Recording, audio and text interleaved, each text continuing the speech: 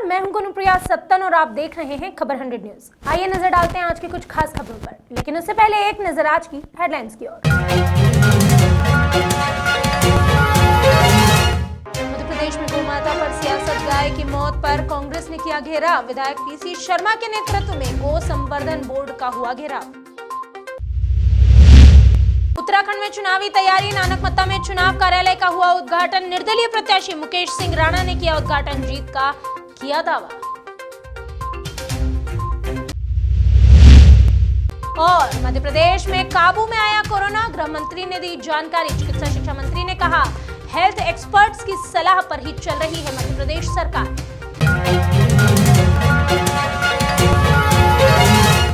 मध्य प्रदेश में अब कोविड की रफ्तार थमने लगी है।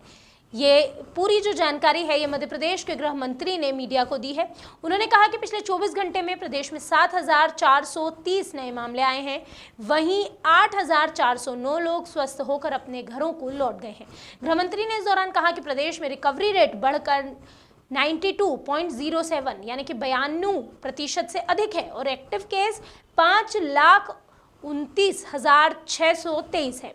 इस दौरान उन्होंने ये भी कहा कि पुलिस के 57 नए जवान जो हैं वो कोरोना की चपेट में आए हैं। पूरे प्रदेश में अभी 1215 जवान हैं जो संक्रमित हैं। पिछले 24 घंटे में कोरोना के नए प्रकरण 7,430 आए हैं, जबकि ठीक होने वाले के अपने अपने घरों की ओर जाने वाले 8,409 लोग हैं। लगातार घटते क्रम में है। पिछले 8 दिन से मैं आपको जानकारी दे रहा हूं। एक्टिव केस पूरे प्रदेश में अब 52,963 कुल बचे हैं। कल जो हमने सैंपल लिए हैं मध्य प्रदेश के अंदर वो 80,409 है। संक्रमण दर वर्तमान में हमारी 9.24 मध्य प्रदेश की है, जबकि रिकवरी दर हमारी 92.7 92.07 है। पिछले 24 घंटे में हमारे पुलिस के जवान 57 नए संक्रमित हुए हैं। वर्तमान में एक्टिव पुलिस के हमारे जो जवान हैं उनकी संख्या 1,215 है। कल जो संपूर्ण प्रदेश में वैक्सीनेशन हुआ है वो 3,19,972 संपूर्ण प्रदेश के अंदर वैक्सीनेशन हुआ है। कुल अभी तक 11,67,267 लोगों को वैक्सीनेशन हो चुका है। इस दौरान गृह मंत्री मिश्रा ने छतरपुर की फ्री फायर घटना पर भी बातचीत की। उन्होंने कहा कि हम एक्ट बना रहे थे, कर्नाटक और अन्य राज्यों ने एक्ट बनाया, लेकिन हाई कोर्ट में उसे क्रश कर दिया गया। उस पर विचार मंथन चल रहा है। केंद्र सरकार की मदद से मध्य प्रदेश में भी एक्ट बनाए जाएंगे जिससे कि वो क्रश ना हो सके। हमारे भी संज्ञान में आया है। दरअसल इस पर हम एक्ट बना रहे थे, पर जिन राज्य सरकारों ने एक्ट बनाया था, कर्नाटक और दूसरी राज्य सरकारों ने, वहां के हाईकोर्ट ने उन्हें क्वैश कर दिया है। अब चूंकि वहां पर नई परिस्थिति पैदा हुई है तो वहां के हाईकोर्ट के आदेशों को और वहां की सरकार के बनाए हुए ऑनलाइन गेमिंग के कानून पर पुनः अध्ययन प्रारंभ किया है, जिससे वो क्वैश ना हो और केंद्र का भी इसमें सहयोग लेंगे। मध्य प्रदेश के चिकित्सा शिक्षा मंत्री विश्वास सारंग ने मीडिया से बातचीत की। उन्होंने कहा कि प्रदेश में संक्रमण की दर घट रही है। प्रदेश में 1.5% संक्रमण जो है वो मरीज ही सिर्फ अस्पताल तक जा रहे हैं या वो भर्ती होने की कंडीशन में है। उसके बाद उन्होंने कहा कि 11 करोड़ वैक्सीन प्रदेश में लगा दी गई है। उन्होंने बताया कि सीएम के निर्देश के बाद आंगनवाड़ियां खोल दी गई हैं। बच्चों के विकास के लिए आंगनवाड़ी खोलना बेहद जरूरी है। सभी निर्णय हेल्थ एक्सपर्ट की सलाह पर लिए जा रहे हैं। कल माननीय मुख्यमंत्री जी ने निर्देशित किया है कि अब आंगनवाड़ी भी खुलेंगी, क्योंकि देखने को मिला है कि आंगनवाड़ी में जो बच्चे आते हैं उनकी स्वास्थ्य की दृष्टि से और उनमें उनके सर्वांगीण विकास के लिए बहुत ज़रूरी है कि वो आंगनवाड़ी में आए। इसलिए माननीय मुख्यमंत्री जी ने निर्देशित किया है कि अब आंगनवाड़ी भी शुरू होंगी। और ये सब हम जो निर्णय ले रहे हैं ये एक्सपर्ट की सलाह पर ही ले रहे हैं। अलग अलग एक्सपर्ट से हमने बात की। जब स्कूल को संचालित करने का निर्णय लिया गया था, उस स्कूलों को खोलने का निर्णय लिया गया था, जब भी विशेषज्ञों से बात की गई थी और आंगनवाड़ी खोलने के पहले भी विशेषज्ञों से बात की गई है। आगे भी कोरोना की रफ्तार को देखते हुए बाकी निर्णय भी लिए जाएंगे, पर हमने पहले ही यह निर्णय लिया था कि किसी भी तरह आर्थिक गतिविधि ना रोकी जाए और आर्थिक गतिविधियां चली रही हैं। बाकी जो प्रतिबंध हैं उन पर समय समय पर निर्णय लिया जाएगा। ये सब कोरोना की पॉजिटिविटी रेट और कोरोना की रफ्तार को देखते हुए लिया जाएगा। इस दौरान बजट पर कांग्रेस विधायकों के आरोप पर सारंग ने पलटवार किया। उन्होंने कहा कि सरकार ने सभी से बजट के लिए राय मांगी है। एक भी कांग्रेसी विधायक ने अब तक कोई सुझाव बजट के लिए पेश नहीं किया है। इसके बाद सारंग ने मध्य प्रदेश में गोवंश पर हो रही सियासत पर निशाना साधा। उन्होंने कहा कि कांग्रेस को तो हर मुद्दे पर सिर्फ और सिर्फ राजनीति करना है। गोमाता के संरक्षण की कांग्रेस किस मुंह से बात कर सकती है, क्योंकि कांग्रेस नेता तो खुलेआम गोमांस खाने की वकालत करते हैं। अब देखिए, फिर मैं वही कहूंगा कि कांग्रेस को हर मुद्दे पर राजनीति करना है। कांग्रेस ने तो बड़ी छाती पीट पीट कर चुनाव में वादा किया था गायों के संरक्षण करने का। यदि गायों का संरक्षण संवर्धन हुआ है तो वो भारतीय जनता पार्टी की सरकार में हुआ और हम कटिबद्ध हैं गौ माता के संरक्षण के लिए। कांग्रेस किस मुंह से बात करेगी? कांग्रेस के नेता तो खुलेआम गौ मांस खाने की वकालत करते आए हैं। कांग्रेस का नेता तो हर समय गो और गाय के खिलाफ रहे हैं। ये वही कांग्रेस के नेता हैं जिन्होंने सरेआम केरल में जिस प्रकार से गौ मांस खाने की कांग्रेस के कार्यकर्ताओं और नेताओं ने हरकतें की थी, उसका संरक्षण किया था। इनकी बातें कुछ हैं और कर्म कुछ हैं। और फिर ये बता दें कि 15 महीने कांग्रेस की सरकार थी और आपने चुनाव में वादा किया था कि हम गौशाला खोलेंगे और गौवंश का संरक्षण करेंगे। कांग्रेस की 15 महीने की सरकार में क्या एक भी गौशाला खुल पाई? और तो और कमलनाथ ने तो ये पाप किया था कि गौवंश को बड़े बड़े उद्योगपतियों के हाथों बेचने का काम किया था। कांग्रेस कहती कुछ है, करती कुछ है। धार जिले के कुक्षी तहसील सड़क मार्ग से अवैध शराब तस्करी हो रही थी, जिस पर पुलिस, राजस्व और आबकारी की संयुक्त कार्यवाही में शराब से भरे 2 आयशर वाहन को मुखबिर की सूचना पर पकड़ लिया गया। एक आयशर वाहन को पुलिस थाना कुक्षी में कार्यवाही के लिए रखा गया, वहीं दूसरी बिना नंबर की आयशर को आबकारी विभाग कुक्षी में रख दिया गया। बताया जा रहा है कि दोनों में लगभग 2100 पेटी यानी कि 2100 अवैध शराब की पेटियां थी, जिन्हें जब्त कर लिया गया और इसकी कुल कीमत 75 लाख रुपए आंकी गई है। देर रात करीबन 4 बजे एसडीएम कुक्षी, एसडीओपी, आबकारी विभाग की संयुक्त टीम ने मुखबिर की सूचना पर इस कार्यवाही को अंजाम दिया। उन्होंने 2 आयशर वाहनों को शक के आधार पर रोका, जिसमें माउंट बियर की 2100 पेटियां अवैध परिवहन करते हुए पकड़ाई है। आबकारी विभाग के साथ साथ अगर हम बात करें तो पुलिस विभाग भी मामले की जांच कर रही है। इस कार्यवाही की पूर्ण जानकारी देने में पुलिस, आबकारी और राजस्व वाले कुछ भी नहीं कह रहे हैं, सभी ने चुप्पी साध रखी है। नानकमत्ता विधानसभा क्षेत्र से निर्दलीय प्रत्याशी मुकेश सिंह राणा ने कार्यालय का उद्घाटन किया। इस मौके पर सैकड़ों कार्यकर्ता उपस्थित रहे। सभी कार्यकर्ताओं को मिठाई बांटी गई। साथ ही फीता काटकर मुकेश सिंह राणा ने अपने समर्थकों से कहा कि अब हम अपने चुनाव का प्रचार प्रसार शुरू कर देंगे। समर्थकों का पूरा सहयोग हमें है, इसलिए हम उम्मीद करते हैं कि इस बार विधायक की सीट हमारी रहेगी।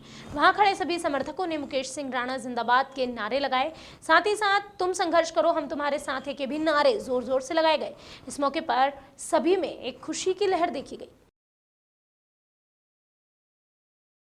महू के ग्राम बिचौली के कांग्रेस नेता और मीणा समाज के पूर्व प्रदेश उपाध्यक्ष स्वर्गीय जाधव सिंह धनावत की 64वीं जन्म जयंती गुरुवार को धनावत निवास पर सादगी के साथ मनाई गई। इस अवसर पर महू क्षेत्र के सैकड़ों लोगों और कांग्रेस कार्यकर्ताओं ने सुबह से स्वर्गीय धनावत के निवास पर उनके चित्र पर माल्यार्पण कर श्रद्धा सुमन अर्पित किया, जिसमें पूर्व विधायक अंतर सिंह दरबार, वरिष्ठ कांग्रेस नेता कन्हैयालाल ठाकुर, घनश्याम भंडारी, शिवनारायण पाटीदार, विजेंद्र सिंह चौहान, राजू ठाकुर धनावत परिवार के सभी सदस्य उपस्थित रहे। जयंती पर उनके चरणों में सशक्त नमन करता हूं और उनकी जन्म जयंती पर फेसबुक और व्हाट्सएप के माध्यम से उनके साथी यहाँ पधारे, उनको मैं दिल से धन्यवाद देता हूँ। ये कौन सी जन्म जयंती है? 64वीं। और साथ में जो बालिका है वो कौन? परिवार में 2 वर्ष की बालिका नित्या धनावत का लीवर फेल होने के कारण हमारे बीच नहीं है। इस दुख की घड़ी में हमने इस प्रोग्राम को छोटे स्तर पर सादगी भरा रखा। आपका नाम बताएं। जुगनू जादव सिंह धनावत। हमारे अभिन्न साथी यादव सिंह जी धनावत का जन्मदिन मना रहे हैं और भगवान के श्री चरणों में 1.5 साल पहले चले गए, मगर उनके परिवार के उनके बड़े लड़के जुगनू धनावत, लोकेश धनावत, उनके छोटे भाई उमराव सिंह जी, करण सिंह जी, इन लोगों ने अपने परिवार के स्तंभ और हम सबके प्रिय नेता हमारे बीच से चले गए, तो इन लोगों ने उनका 64वां जन्मदिन आज हम मना रहे हैं। इसलिए हम सब लोग एकत्र हुए और उनका जन्मदिन मनाया। आपका नाम बताएं। मेरा नाम कन्हैयालाल ठाकुर। भोपाल के बेरसिया में हुई गाय की मौत के मामले में कांग्रेस ने जमकर घेराव किया। विधायक पीसी शर्मा के नेतृत्व में गौ संवर्धन बोर्ड का घेराव किया गया। इस दौरान कांग्रेसी कार्यकर्ता गौ संवर्धन बोर्ड के गेट पर धरने पर ही बैठ गए। गौ संवर्धन बोर्ड के रजिस्ट्रार को जमकर फटकार लगाई और कहा कि आप लोगों पर 302 का मुकदमा दर्ज होना चाहिए। राज्यपाल के नाम एसडीएम को एक ज्ञापन भी सौंपा गया, जिसमें कांग्रेसी कार्यकर्ताओं ने 10 सूत्रीय मांग लिखी थी।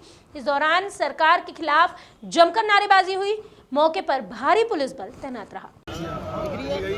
आज फिर जाएंगे, जांच करेंगे पूरे प्रदेश में। गवर्नर साहब के नाम से एक 10 सूत्री ज्ञापन हमने यहाँ पर दिया है। जो भारतीय जनता पार्टी की नेता है निर्मला सांडिल और उसके पूरा परिवार संस्था ने गौ माता को चूने का पानी दे केमिकल देके वहाँ उनकी हत्या की है और हत्या करके हड्डियाँ चमड़े सब बेच दिए। ये व्यापार हो रहा है इस भारतीय जनता पार्टी की राज में, जो अपने आप को हिंदू धर्म की पार्टी बताती है। ये केवल बेरसिया या भोपाल में नहीं, भोपाल में भी 9000, पूरे मध्य प्रदेश में 5000 से ज़्यादा गौ हत्याएँ हुई हैं। दतिया, आगर, मुरैना, तमाम जगहों पे ये हो रहा है गोरख धंधा। और जो पैसा आता है गौ माता के नाम से वो अधिकारी और ये नेता उसको पूरा खा जाते हैं, भ्रष्टाचार कर देते हैं। हमारी मांग ये है कि इस पूरे मामले की बेरसिया और बाकी जगह सीबीआई जांच हाई कोर्ट के सिटिंग जज की निगरानी में हो और ये फर्जी बोर्ड जो गौ माता के लिए कुछ नहीं, इसको बंद किया जाए और कोई नई व्यवस्था की जाए। और इस पूरे मामले की जांच के बाद एक पूरी रिपोर्ट विधानसभा में पेश है और श्वेत पत्र जो गौ हत्याएं हुई हैं इस पे भारतीय जनता पार्टी की सरकार श्वेत पत्र जारी करे। हमने कलेक्टर साहब को भी दिया है इसमें ज्ञापन और गवर्नर साहब को दिया है। उम्मीद है जो कांग्रेसी है वो गौ खाने वाले की वकालत करते हैं। ये इनका केंद्रीय मंत्री किरण रिजिजू, इनके वहाँ के आसाम और नागालैंड के जो मंत्री हैं, ये खुलेआम कह रहे हैं कि हम गौ मांस खाते हैं और बिक रहा है वहाँ। और जब से मोदी सरकार आई है गौ मांस की बिक्री और जो एक्सपोर्ट है ये 25 गुना बढ़ गया है। ये झूठी, इनका सब झूठा है मामला। ये बीजेपी का नाम ही है, भारतीय जनता पार्टी झूठ पार्टी। और ये जे से झूठ, ये झूठ के अलावा इनके पास कुछ नहीं है। हमारे घरों में आज भी गौ माता को पहली रोटी दी जाती है, उसके बाद घर वाले खाना खाते हैं। चंपावत जनपद की लोहाघाट विधानसभा में गुरुवार के दिन खराब मौसम के बावजूद विधानसभा क्षेत्र के दिव्यांग और वृद्ध मतदाताओं का घर घर जाकर पोस्टल बैलेट के जरिए मतदान कराने के लिए विधानसभा के दूरस्थ सीमांत क्षेत्रों के लिए पोलिंग पार्टियों को रवाना करना शुरू कर दिया गया। रवाना होने से पूर्व सभी कर्मचारियों को कोरोना की बूस्टर डोज लगाई गई। लोहाघाट की निर्वाचन आरओ एसडीएम रिंकू बिष्ट ने इस दौरान बताया, उन्होंने मीडिया से बातचीत की और कहा कि घर घर जाकर बुजुर्गों और दिव्यांगों को पोस्टल बैलेट के माध्यम से मतदान कराने के लिए लोहाघाट विधानसभा क्षेत्र के 48 टीमें बनाई गई, जिनमें से 10 पोलिंग पार्टियों को आज सबसे दूरस्थ क्षेत्रों के लिए रवाना कर दिया गया। पूरे विधानसभा क्षेत्र में 418 दिव्यांग और 80 वर्ष से ऊपर के बुजुर्ग मतदाता हैं, जिनका पोलिंग पार्टियां घर घर जाकर मतदान कराएगी। यह अभियान 6 फरवरी तक जारी रहेगा। सभी पोलिंग पार्टियों को जरूरी दिशा निर्देश दे दिए गए हैं। हालांकि लोहाघाट में मौसम खराब होने के चलते, बारिश के चलते पोलिंग पार्टियों को रवाना होने में दिक्कतों का सामना करना पड़ा, लेकिन मतदान प्रक्रिया को सुचारू बनाए रखने के उद्देश्य से हमारी पोलिंग टीम इस कड़ाके की ठंड में भी सफल मतदान के उद्देश्य की पूर्ति के लिए निकल रही है। जो हमारे अनुपस्थित मतदाता हैं जिनके फॉर्म 12D हमारे पास आए थे, ऐसे 418 हमारे अनुपस्थित मतदाता चिन्हित हुए हैं, जिनके लिए 48 टीमों का गठन किया गया है। लगभग हमारे 107 बूथ हैं जिनमें अनुपस्थित मतदाताओं के 12D फॉर्म वैध पाए गए हैं। तो आज उनके लिए जो दूरस्थ पार्टियां हैं उनको हम रवाना कर रहे हैं। लगभग हमारी 10 पार्टियां आज इसमें रवाना होंगी और एक क्रम हमारा 6 तारीख तक चलेगा। डेली हमारी वहां पे जाएंगी पार्टी और जो हमारे अनुपस्थित मतदाता हैं BLO की मदद से उनकी पहचान करेंगी, उनका घर घर जाके वोट कराएंगी और फिर डेली जो है शाम को हमारे जो इसके लिए प्रेस्क्राइब्ड ARO पोस्टल नोडल हैं वो इनका कलेक्ट करके ट्रेजरी में जमा करेंगे। इन कर्मचारियों को एक तो ये दिशा निर्देश दिया गया है कि जब ये जाएंगे तो BLO से और संबंधित पटवारी से संपर्क करेंगे, निर्वाचक के घर में जाएंगे, उसका किसी भी प्रकार का कोई भी आतिथ्य स्वीकार नहीं करेंगे और उनका जो भी हमारे प्रेस्क्राइब्ड फॉर्म है उनमें उनका साइन लेंगे, उसको अटेस्ट करेंगे और फिर उसको विधिवत रूप से पोस्टल बैलेट जारी करेंगे और इन सारी चीज़ों की वीडियोग्राफी होगी। पोस्टल बैलेट करने के बाद में उस लिफाफे को गम से चिपका के एज इट इज ले आएंगे। अभी के लिए बस इतना ही। बाकी खबरों का सिलसिला लगातार रहेगा जारी। आप देखते रहिए खबर 100 न्यूज़, जनता की बुलंद आवाज़।